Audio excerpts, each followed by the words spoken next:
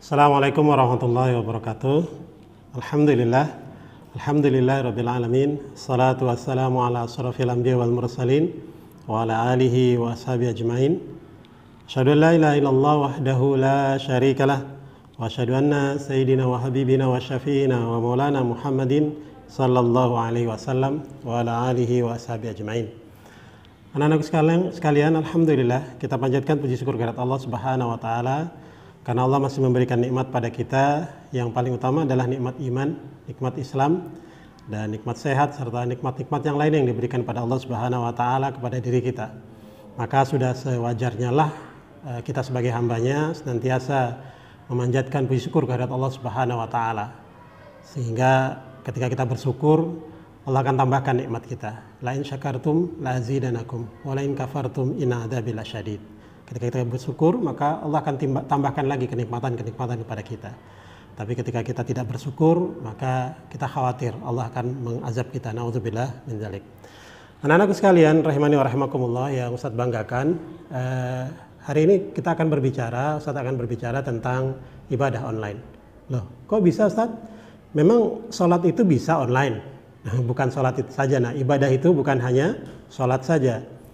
Ibadah itu kalau kata Syekh Ibnu Taimiyah, beliau mengatakan adalah jami'ul likulli, semua atau segala hal ma yuhibbullah wa yarda, semua segala hal yang menyebabkan Allah cinta dan ridha kepada kita, minal aqwali wal afwali al batina wa zahira, dari perbuatan atau sikap hati maupun sikap zahir, sikap fisik kita, amalan kita, baik itu yang keluar dari ucapan lisan kita atau tidak keluar dari lisan atau ucapan kita atau perbuatan kita yang ada di hati.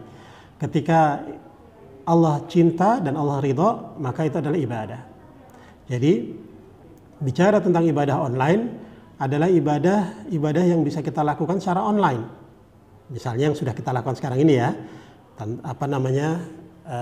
belajar online. Karena pandemi ini sebagian kita masih ada yang belajar online di rumah ya, sebagian kita ada yang sudah datang ke sekolah gitu ya. Masing-masing kita ikhtiar berusaha agar Allah menjaga kita dari pandemi ini ya. Semua kita berusaha mengikuti protokol kesehatan. Nah, tapi masih ada yang belajar online di rumah. Nah, belajar itu kan ibadah ya. Kenapa? Karena Allah ridha pada orang-orang yang belajar ya. Karena belajar itu menjadi satu kewajiban, kata Rasulullah, talabul ilmi fardhatun ala kulli muslim. Menuntut ilmu itu wajib bagi seorang muslim, maka itu bernilai ibadah. Nah, selain belajar, apalagi Ustaz? Masih banyak lagi hal-hal atau ibadah-ibadah yang bisa kita lakukan secara online. Ya. Misalnya kalau di online itu kan ada Facebook, IG ya, Instagram, kemudian WA, kemudian ada yang punya Twitter, mungkin anak-anak SMP nih ya, kakak-kakak kelas SMP. Kalau yang TK atau SD mungkin sebatas Facebook ya. Kalau SMP sudah ada yang punya IG, Instagram, atau punya Twitter gitu. Nah, semua itu bisa jadi sarana ibadah kita ya. Yang terpenting tadi kaidahnya seperti yang disampaikan oleh Syekh atau ulama Ibnu Taimiyah ini ya, bahwa segala sesuatu yang mendatangkan kecintaan, keridhaan Allah Subhanahu wa taala. Berarti setiap kita akan mengisi konten, setiap kita akan berkomentar, setiap kita akan mengirim sesuatu di akun kita, akun IG, Instagram, akun WA, akun Facebook, akun Twitter dan lainnya, harus kita timbang-timbang dulu, harus kita pertimbangkan dulu. Apakah Allah cinta dengan apa yang kita tulis? Apakah Allah ridha dengan apa yang kita tulis? Apakah Allah cinta dengan apa yang kita share? Allah cinta atau Allah ridha dengan apa yang kita share?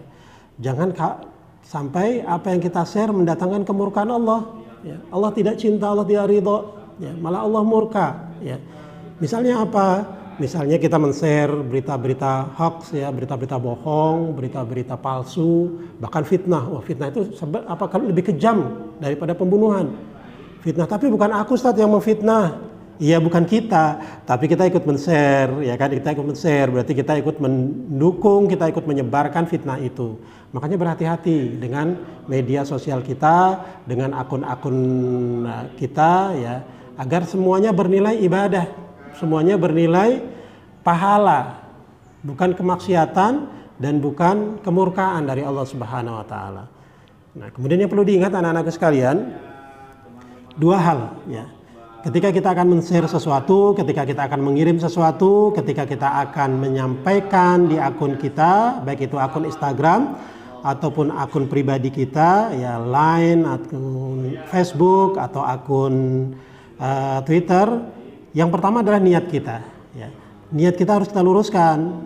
Untuk apa? Untuk ibadah, gitu ya. Niat kita untuk ibadah kepada Allah Subhanahu wa taala, ya.